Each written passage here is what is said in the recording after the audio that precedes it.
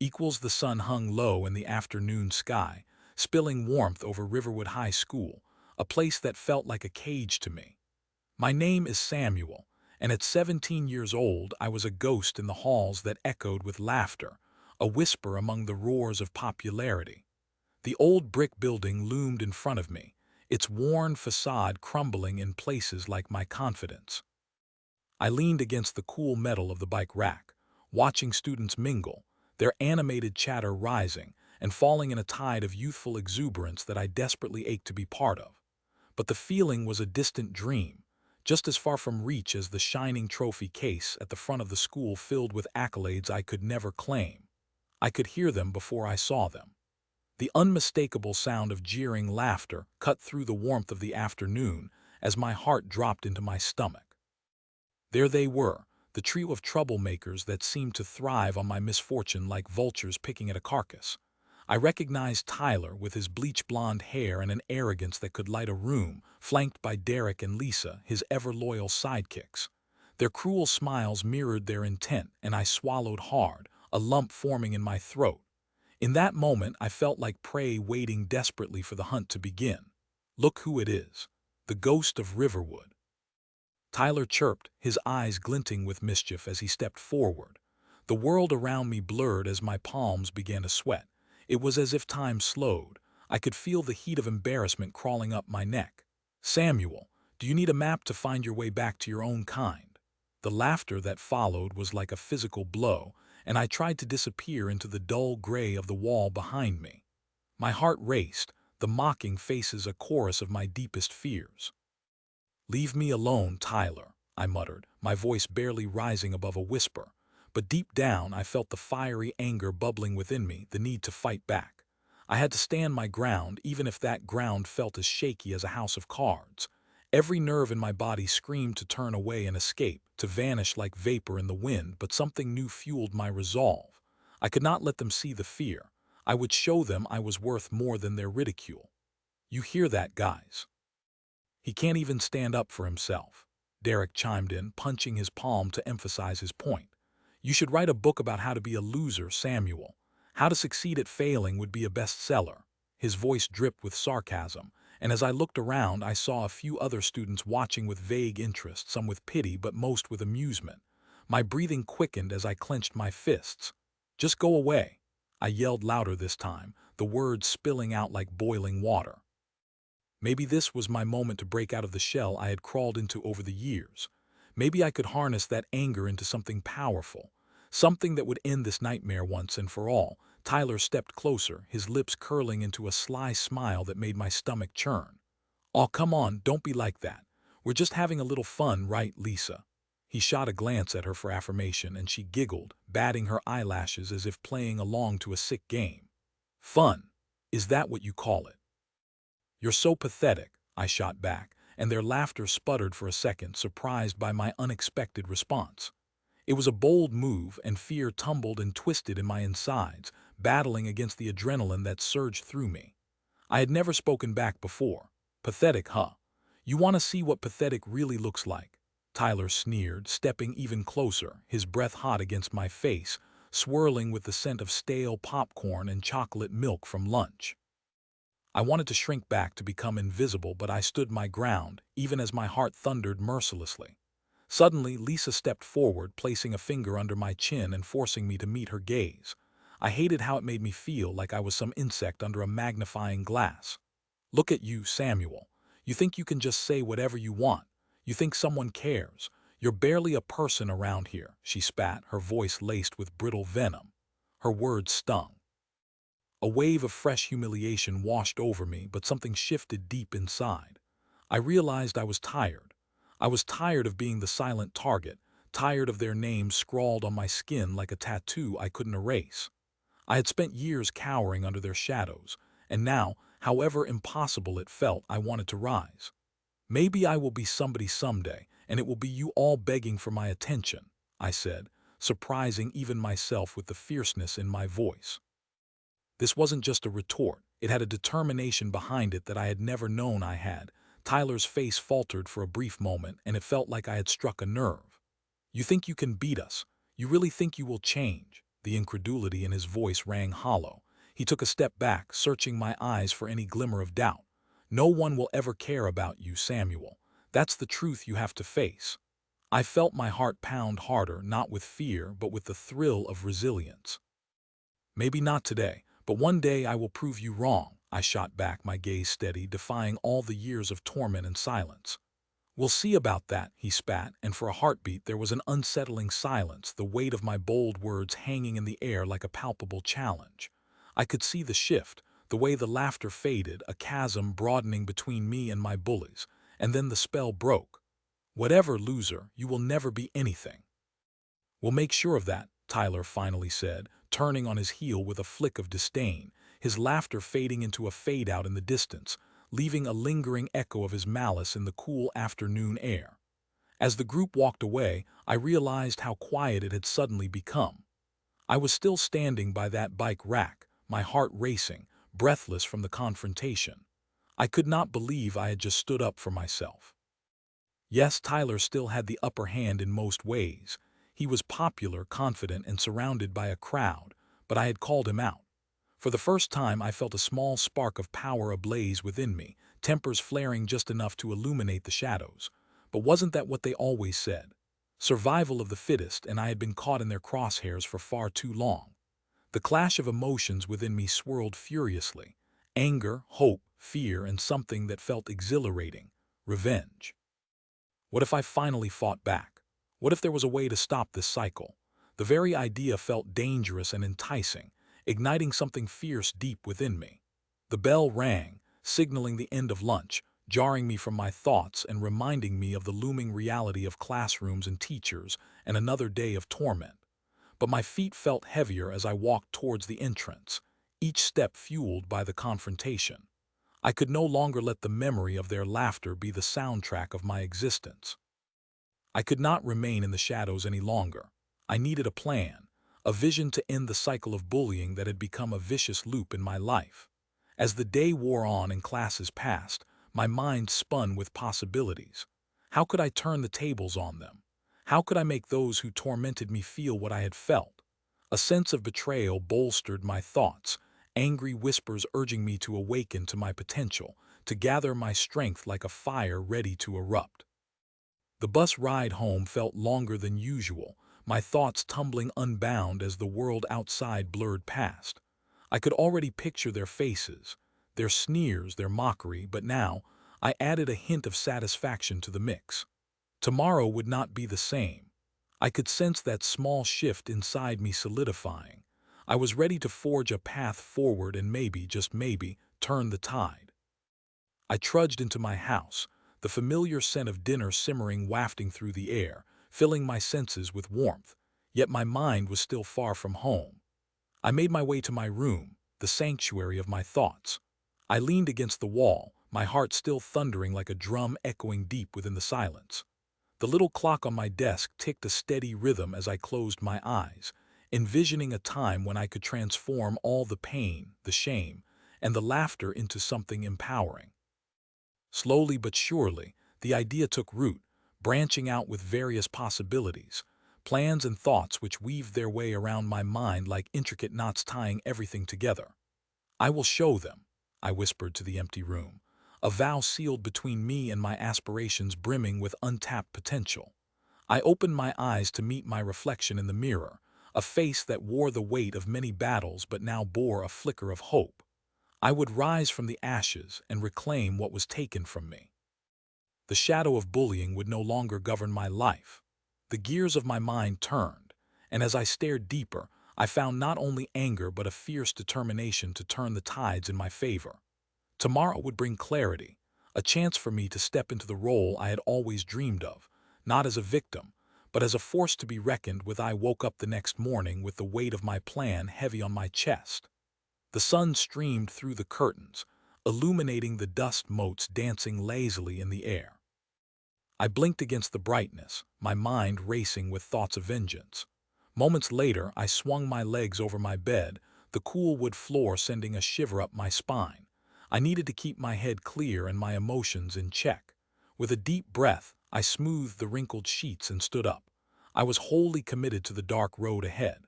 As I made my way downstairs, the scent of freshly brewed coffee wrapped around me like a comforting embrace.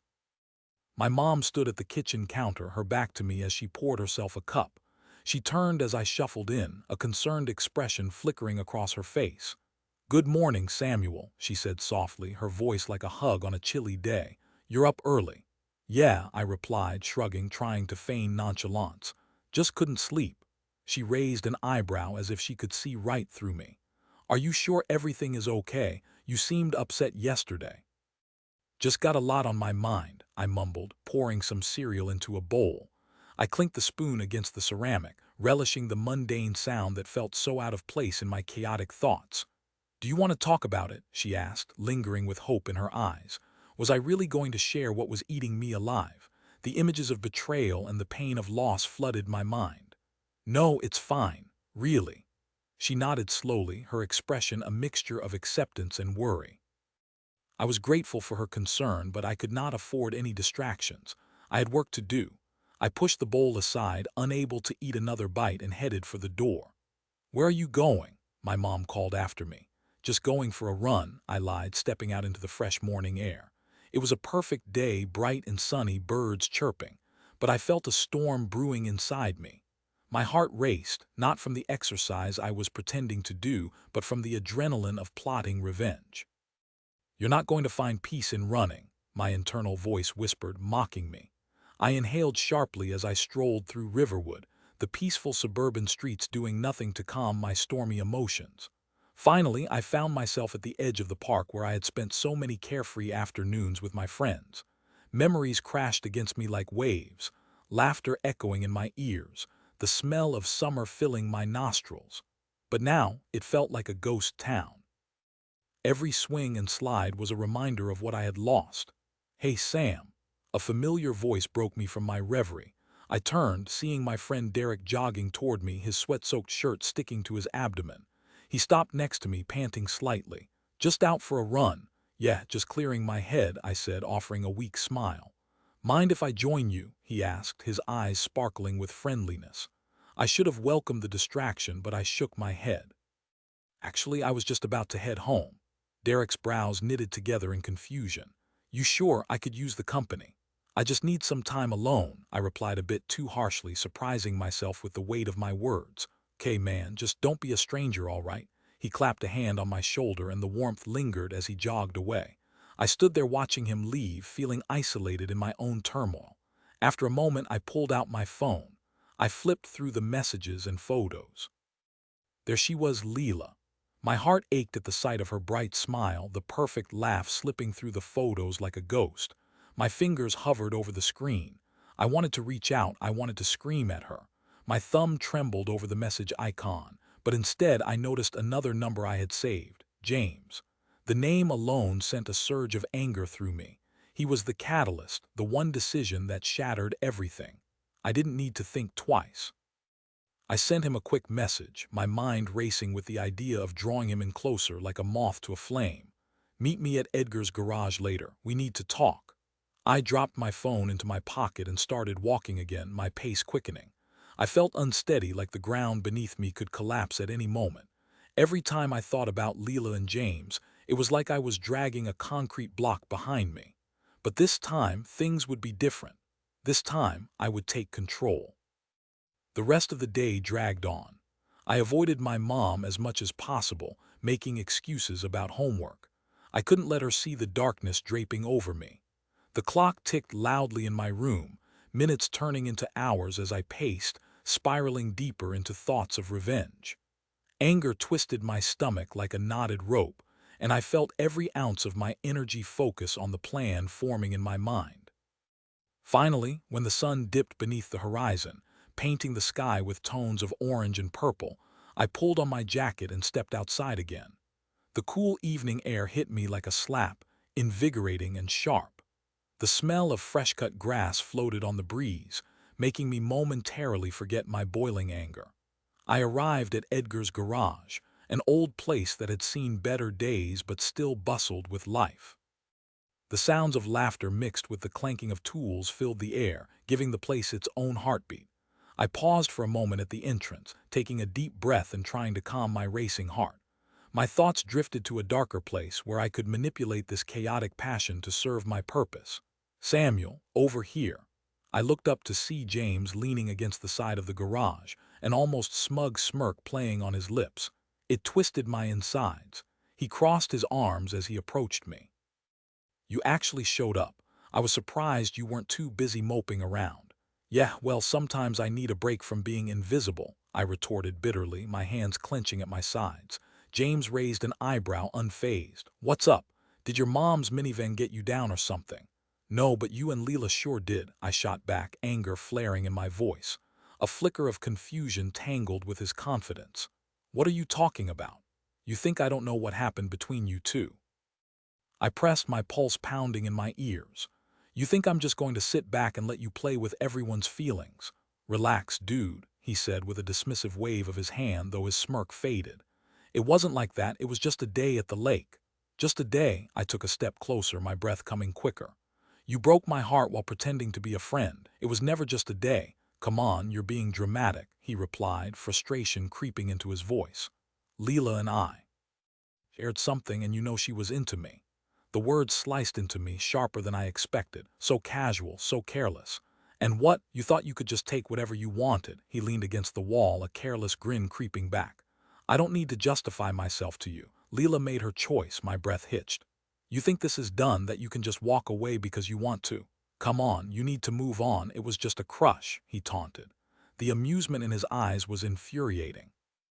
Find someone else. Someone else. Is that how you justify this to yourself? You stomped on everything I cared about for nothing. I felt the anger boiling until it felt like a cauldron ready to spill over. Your choices have consequences, James. He straightened, sensing my intensity and finally responding with seriousness. What is this? Are you trying to intimidate me? The challenge in his tone fueled a fire deep within me, igniting and illuminating the darker thoughts I had been wrestling with. Maybe I am. Maybe I am just trying to let you know you can't continue to play games with people's hearts. James took a step back, clearly reconsidering my threat. What do you want from me? I took a deep breath, letting his fear wash over me like a necessary cool. I want you to understand that just because you think you own this town doesn't mean you can keep running over people. You have no idea what I'm capable of. What are you planning? He eyed me warily, the edge of concern creeping into his demeanor. Maybe just a little demonstration, I said, letting a sinister smile creep on my lips. What? The question hung in the air, but I couldn't provide him with an answer. I could feel the darkness wrapping around my limbs, providing me with newfound strength. I was done standing back, ready to take action. Don't underestimate me, James, I warned, letting all the pent-up emotions fuel my voice. You think I'm just some kid who can be pushed around. Remember this conversation. When it comes down to it, payback can be hell. He opened his mouth to respond, but my glare silenced him, the unspoken tension palpable between us. You'll see. With that, I turned on my heel and walked away, every step echoing the finality of my words. I could feel the shadows creeping in, urging me forward as I plotted my descent into darkness. There would be a day of reckoning. I would ensure James felt the weight of his actions. The anger inside me was electric. It surged and sparked with each step I took, a constant reminder of my resolve to make him pay. I stood at the edge of the woods, the skeletal trees looming above me like silent guardians of secrets I had carefully tucked away. It was early evening, and the fading sunlight poured golden hues onto the ground, creating a patchwork of light and shadow. My heart raced, not from fear but from anticipation. This was the night everything would change. I could feel the adrenaline coursing through my veins, fueling the fire inside me. The confrontation was imminent, and I knew there was no turning back. Samuel, are you coming or just going to stand there all night? Emily's voice cut through my thoughts, playful yet tinged with impatience. She was my best friend, the one person who had stuck by me when the world felt heavy and unforgiving. Her long, wavy hair danced in the light breeze, and her blue eyes sparkled with excitement, contrasting against the somber atmosphere of the impending showdown. I'm coming, I replied, trying to muster a smile, though inside I felt anything but joyful. Just needed a moment to gather my thoughts. Gathering your thoughts or plotting your revenge, she teased, playfully nudging my shoulder. You are not going to let this go, are you? After how they treated you, I sighed, my mind racing back to the day everything changed. I could still hear their laughter echoing in the hallways of Riverwood High, a cruel symphony that followed me everywhere. Jake and his crew, the embodiment of privilege and power.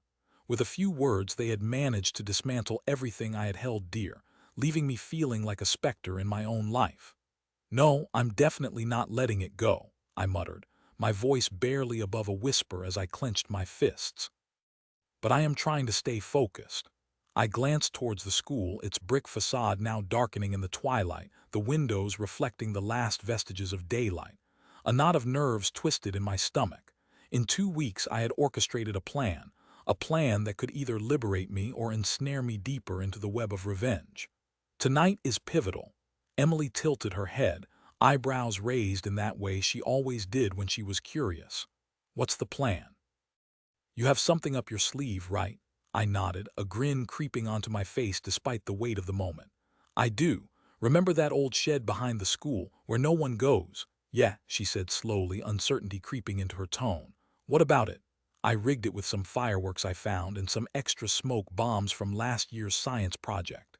When everyone is around after school, I plan to set it off. They will panic, and while they are distracted, I can. Samuel. She cut in, her worry palpable now. Is that really wise? What if someone gets hurt? A chill crept down my spine at the thought, and I paused, the weight of the decision settling heavily on my shoulders. I don't want to hurt anyone, honestly, but they need to understand what it feels like to be afraid, to feel just a fraction of the humiliation I experienced. Emily stepped closer, her voice dropping to a whisper. I get it, I really do, but revenge is a slippery slope. What if it spirals out of control? That made me think. The fire inside me pulsed with an insatiable hunger for justice, but was it truly just? I had dreamed of this moment every night, laying awake plotting and replanning. Yet here I stood, seconds away from potentially crossing a line I did not want to blur. Samuel, listen. You are not like them, she urged, her gaze locking onto mine. You are better than this. You have a chance to rise above it, to be the better person. Her words resonated within me like a haunting melody reminding me of my values. And yet all I could picture was the mocking laughter, the cruelty etched on their faces when they had ripped apart the things that mattered the most to me. The worst part is they don't feel any of it, I said, my voice breaking slightly. They just move forward like nothing happened. Suddenly, an idea hit me. What if I didn't just scare them? What if I made them face their own cruelty? Emily raised an eyebrow. What do you mean? I took a deep breath and let it out slowly.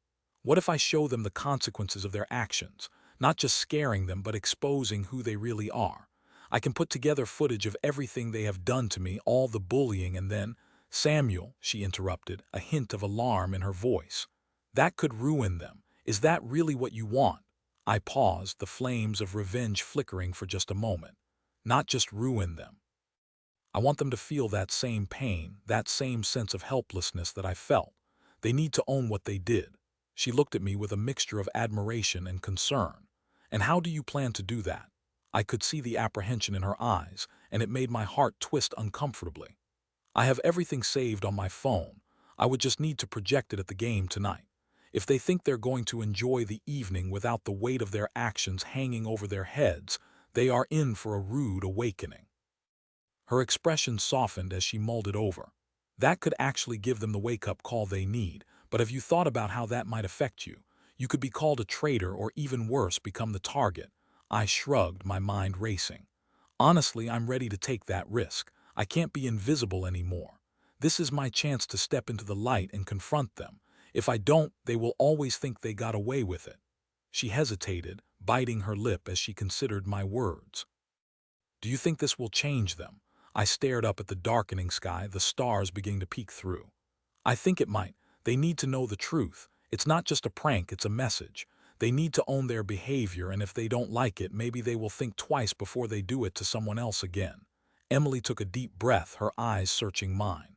Okay, as long as you are sure this is what you want, I'll help you. But we need to be careful, and we need a backup plan.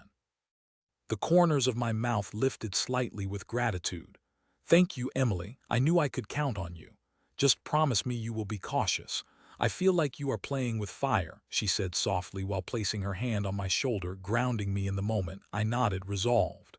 "I will, I promise." As we made our way to the back of the school, I could feel the tension in the air, thick and electric. With every step, the memories battered against me. Jake's laughter, his friends joining in, the deep feeling of betrayal seeping into every corner of my mind. All of it had built up to this point, one moment where I could finally unleash the truth. The back of the school was a little less lit, long shadows creeping over the grass from the nearby trees. The old shed loomed in the distance, a weathered silhouette against the dimming light. It had always felt ominous, and now I felt it reflected my own inner turmoil. Inside the shed, I had set up my makeshift command center. I had worked hard to prepare everything, cameras mounted, a small projector set up at the back, ready to cast light on the whitewashed wall. It had taken a few late nights of sneaking into the shed unnoticed, but now it was complete. A thrilling rush coursed through me as I reached for my phone, my fingers trembling with excitement and fear. Emily followed closely, glancing around nervously as we neared the entrance. "And you are sure they will be here tonight?" "Yes," I replied, my voice steady though my heart raced. "The big game always brings everyone out. Jake is star quarterback. He never misses a chance to show off."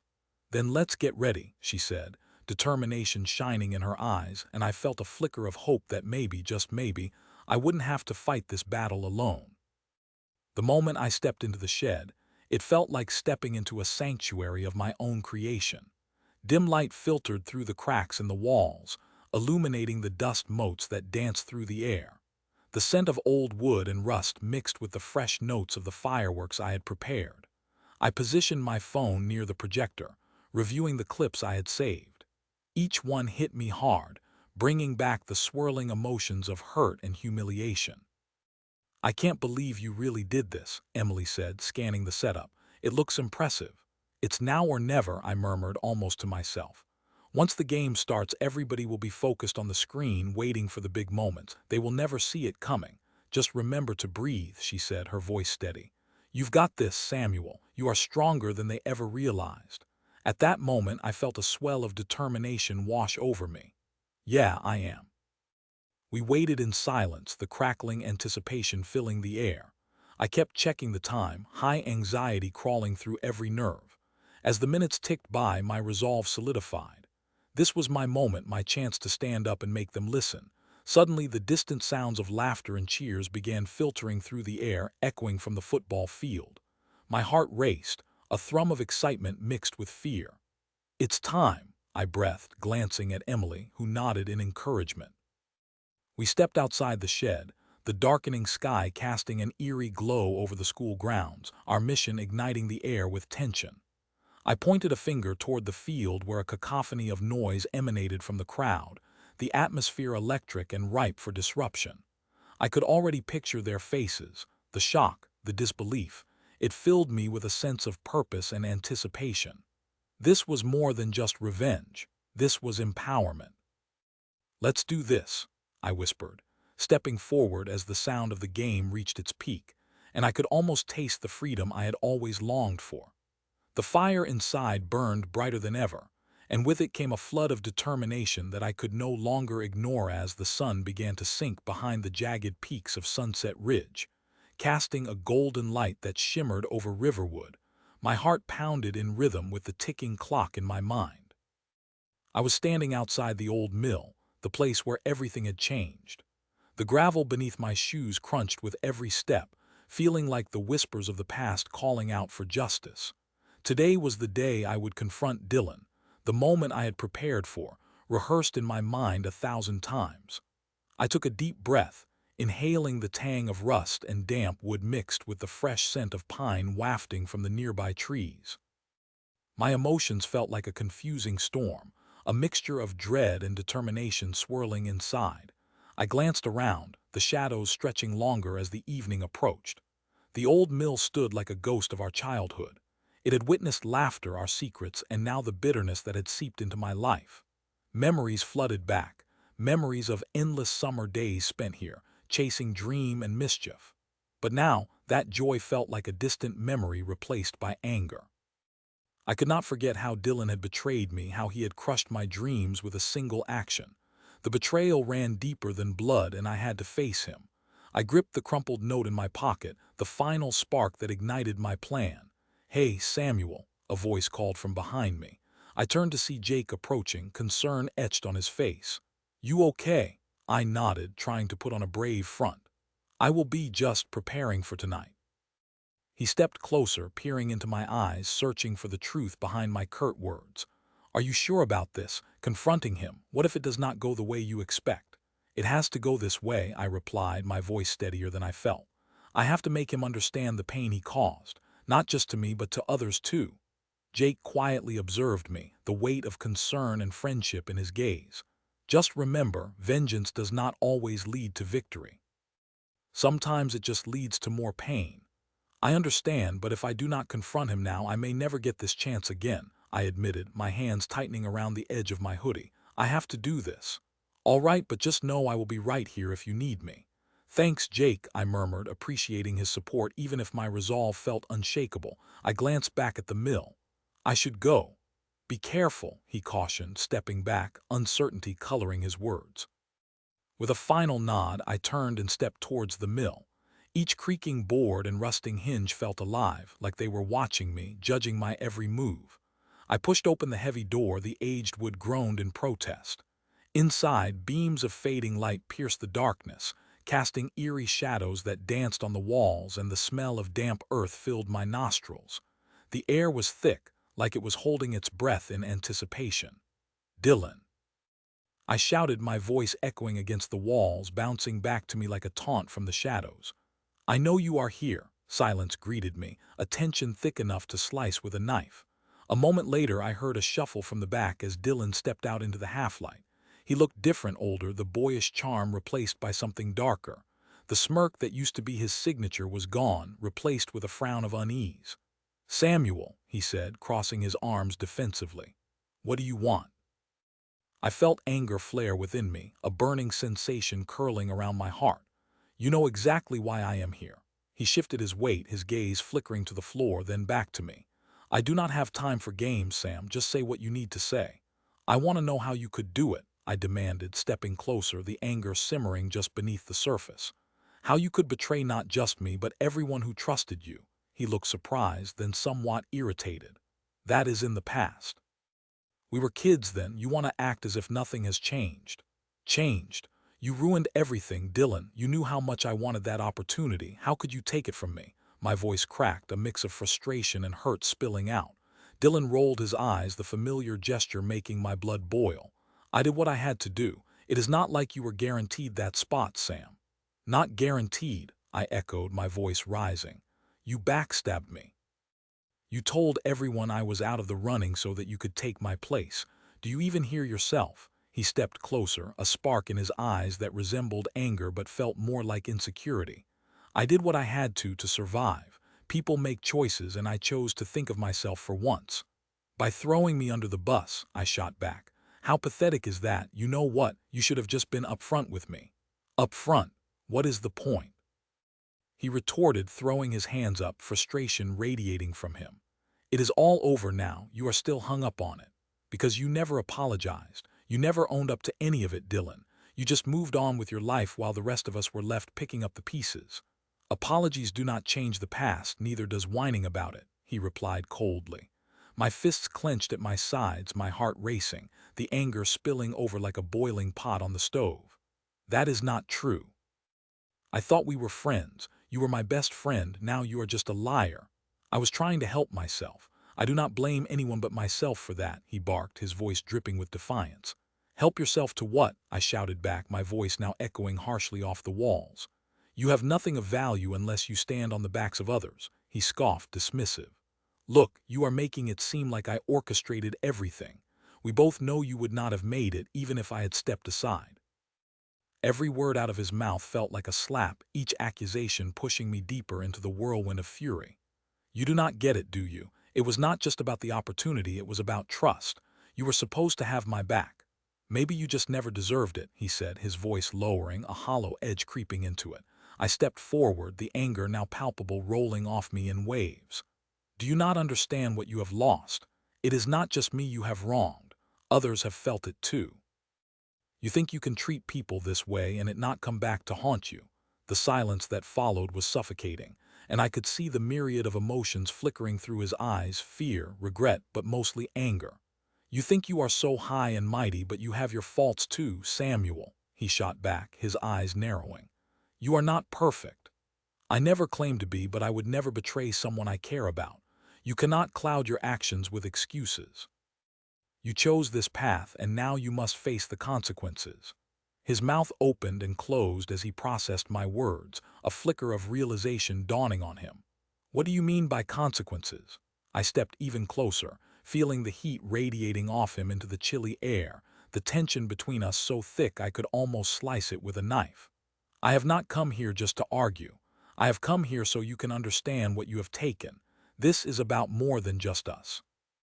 Something flickered behind his eyes as he began to grasp the weight of my words. What are you talking about? You see these walls? I gestured around, fury and determination tangled in my voice. They used to hold our secrets, our childhood laughter.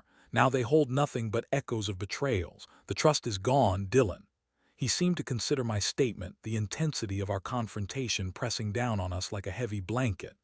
So what do you want from me? He asked, his voice softening. This is not about what I want from you, Dylan. I took a breath, steadying myself. It is about what you owe me, what you owe everyone you hurt. You need to start taking responsibility for your actions instead of dodging them. You think you can just move on without ever speaking about it or fixing what was broken. I am just trying to live my life, he stammered, looking cornered, the bravado fading slightly. And what about my life? You shattered it. You took everything from me. If you think running away is an answer, then you do not know how life works, I urged, stepping even closer, our faces inches apart. I could almost feel his breath against my skin. This is not just a personal vendetta, this is about accountability. If you do not face what you have done, you will always be running, and that is no life at all. The atmosphere around us charged with unease. I could see the flicker of vulnerability in his eyes. Yet fear and pride waged war within him. Samuel, he began, but I cut him off. Do not say anything unless you mean it. Do not waste my time with empty apologies. No more lies. You need to understand the impact of your betrayal. I will think about it, he mumbled, not meeting my gaze, shame creeping into his voice. Thinking is not enough. You have to act on it, Dylan. You have to be better than all those cowardly choices you made. His expression shifted as he contemplated my words, realization dawning. How do you propose I start? Admit to yourself what you did, make it right, find a way to apologize, to own up to your actions. You cannot just keep pretending it never happened. And if I do not, then you will face the consequences, I stated firmly, the weight of my words lingering in the air between us. He backed up as if I had struck him. What does that even mean? Life has a funny way of dealing justice, Dylan, and I am not the one who will deliver it, you will. For a moment we stood there, the tension between us like stretched rubber, ready to snap. His eyes softened as he processed the depth of my words, the storm swirling around us quieted to a tense stillness. Have you ever thought about what happens if I do not change? He finally asked, the challenge in his voice wavering. Then you will be lost, Dylan, completely lost, I said, feeling a sense of finality wash over me. Your choices will define you, and you may never escape the shadows of your actions. What if I do not know how to apologize? What if I do not know how to be better? You have to start somewhere, even if it is just admitting you were wrong, I replied, my voice steady. I do not know if I can, he muttered, doubt creeping into his demeanor. I took a step back, letting my words linger in the air like a promise. You can, you just have to choose to be brave. As the sunset painted the sky in vibrant hues of orange and red, the shadows around us seemed to soften. I turned and walked away from the mill, the weight of the confrontation settling in my chest. I could not change the past, but I hoped my words would linger in Dylan's mind. The road to redemption was a long one, but it was a road we all must travel. And maybe, just maybe, we would be back in that sunlight again one day. No more shadows, the moon hung overhead, a silver beacon guiding me through the shadows of Riverwood. I stood at the old swing set, its chains creaking in the gentle night breeze, a stark reminder of simpler times. Each swing was a portal to a different memory, each squeal of metal echoing laughter that had long since faded. The world felt heavy around me, thick with the anticipation of what was about to unfold. My heart raced, a wild drumbeat in my chest. "This is it," I whispered to myself, the cool night air wrapping around me like a comforting shroud. I had waited long enough, plotted meticulously over weeks, and this was the moment where everything I had worked towards would either shatter or come to fruition. The soft sound of footsteps behind me made my stomach flip. I turned, barely able to catch my breath. There he was, Greg, the monster of my torment, the man who had pushed me beyond the brink. "What are you doing out here, Samuel?" he called, his voice dripping with mockery. I clenched my fists, every nerve in my body igniting with fiery rage. "I could ask you the same thing, Greg," I shot back, my voice steadier than I felt. "I thought you'd be too busy crushing more dreams." Greg stepped closer, the shadows casting a menacing silhouette. "What's this? A little reunion? Didn't think you'd crawl out of that hole you've been hiding in." His laughter rang through the air, sharp and menacing. I took a deep breath, calming the storm raging inside me. "You might be surprised by what I'm capable of, and I'm not hiding anymore." Memories flooded my mind, each more painful than the last. His bullying, the relentless taunts, the times he had gone too far. "You think you can just pop up and suddenly be brave? You've always been a coward, Samuel." He stepped forward, invading my space, the smell of his cologne overpowering. I felt the rage shift into something sharper, more focused. "You know what, Greg? I'm done being scared of you." "Oh, really?" he smirked, crossing his arms over his chest. "Then prove it. Show me what the little wimp has got." My heart pounded in my chest, a war drum calling me to battle. I had a plan, a set of meticulously arranged dominoes waiting for the right nudge to tumble. "I will," I said, my voice shaking but defiant. "And you'll regret every moment you've wasted on me." "You're bluffing," he scoffed, but I could see it in his eyes, the flicker of uncertainty, the hint of fear creeping in. "How do you plan on doing that? With a swing set? Is that what this all comes down to?" I smiled, the corners of my lips turning up as I felt the night's energy surge through me, electrifying my thoughts. "You'll see soon enough." I didn't take my eyes off him as I reached into my backpack, hidden beneath the old metal seats. My hand brushed against the cool, smooth surface of what lay inside. Greg noticed, his eyes narrowing, curiosity mixing with apprehension. "What do you have there?" "Oh, just a little surprise," I said, pulling out the small device I had spent weeks crafting, the culmination of my revenge. It was a tiny speaker, yet it held the power to unleash chaos. Greg's expression shifted from cockiness to bewilderment. "What the hell is that?" I grinned wider, feeling the tension bubble inside me like a shaken soda bottle. "Just a little something that will put things into perspective." He took a half step back, his bravado faltering. "You're making a mistake." "No, Greg," I said almost tenderly. "You made the mistake when you thought you could walk all over me and get away with it. It's time everyone sees you for what you truly are." I pressed the button, and the crackling sound filled the air, amplifying until it erupted into a cacophony of chaos, a recording I had put together. It started with the sound of laughter, a group of kids celebrating, then abruptly shifted into the cruel voices of those who had tormented me, Greg's unmistakable laugh puncturing the soundscape. His bravado shattered like glass. "What the hell, turn it off," he screamed, trying to pull the speaker out of my hand, but I slid it just out of reach, reveling in the moment. "You wanted to hurt me, Greg. Now everyone will know how you really treat people." "Samuel," he shouted, fear twisting his features. "You think this is funny? You're going to regret this."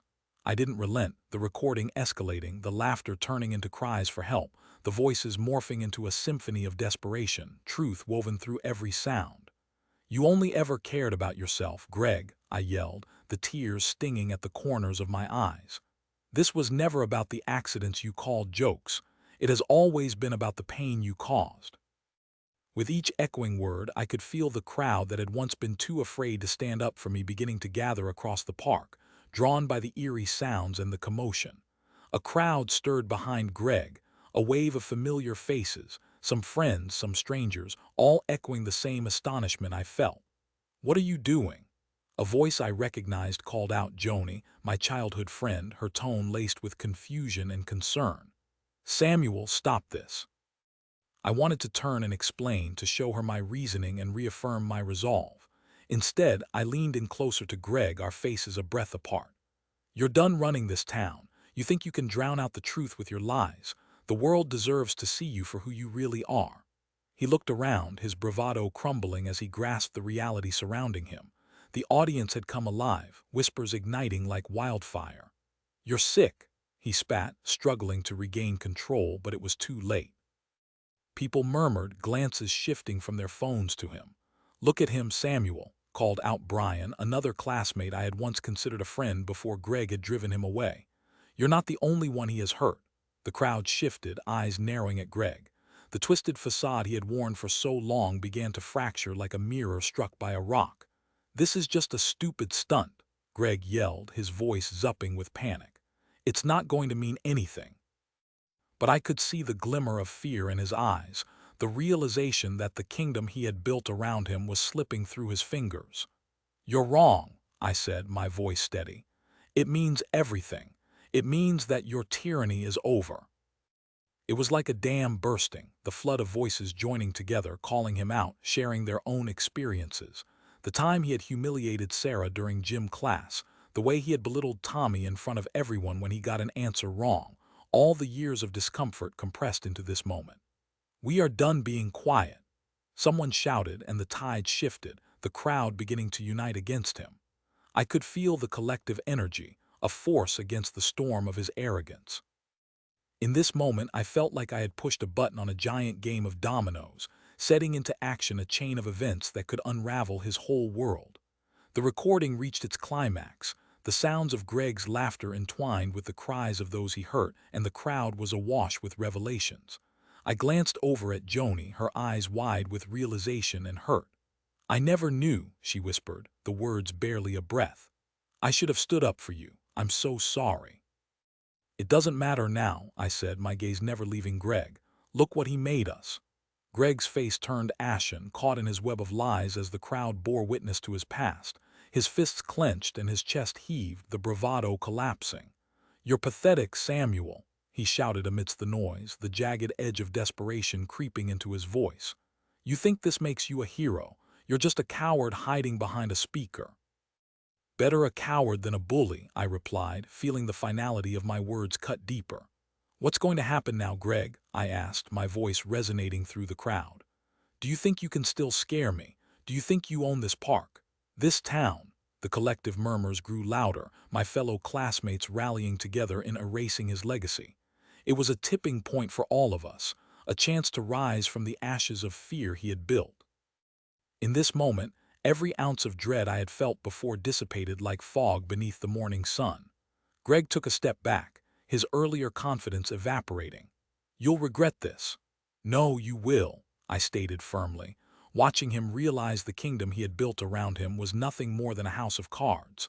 The weight of shame settled into his shoulders as the recording came to an end, leaving nothing but the echoes of crowd murmurs in its waking. The silence that followed was deafening. One by one, classmates began to step forward, finding their voices in the chaos he had created. Something beautiful was blossoming in that moment, a way to reclaim what had been lost for too long. Greg, once a reptilian leader, now looked like the frightened boy he still was at heart. "Please just stop," he pleaded, his bravado replaced by the vulnerability of a cornered animal. "You all don't know what you are doing." "No," Joni jumped in, her voice strong. "We know exactly what we are doing. We are not letting you bully us anymore." I could hardly believe the shift happening before my eyes. I saw myself reflected in those who stood around me, recognizing the bravery that had lain dormant for so long. We stood together, a unified front against the darkness that Greg represented. There was a rush of applause, quiet at first but then building, rising slowly like a wave crashing on the shore. My heart soared. It was more than I could have ever hoped for. This was not just my victory, it was for all of us. I faced Greg one last time, relishing the moment, savoring the feel of freedom tinged with justice. "You're outnumbered, Greg. You've lost." Tears streamed down his cheeks as he turned and stumbled away. I watched him go, not with glee but with a deep-seated sense of relief. I had faced my fears, reclaimed my dignity, and wove the fabric of my own rebirth. The crowd eventually began to disperse, voices rising to the sky as we celebrated our liberation. Behind me, Joni stepped forward, her expression earnest. "Samuel, that was incredible. You were incredible." Thanks, Joni, I didn't really think it could come to this, I admitted, my heart still racing from the adrenaline. But I had to do something, I couldn't be quiet anymore. You're a hero, she insisted, and I chuckled, shaking my head. I never wanted to be anyone's hero. Just a boy reclaiming his peace. As the night deepened, a sense of calm washed over Riverwood. The memory of that night would linger, but so would the lessons we learned, the voices of the past transforming into the strength for our future. And finally, we were free. I stood with my back to the darkening sky, watching the stars emerge one by one. I realized then that revenge had never been about destruction. It had been about standing up, gathering the courage to say enough, and finding the strength in each other. In the end, I didn't just tip the scales. I found my own balance in this world.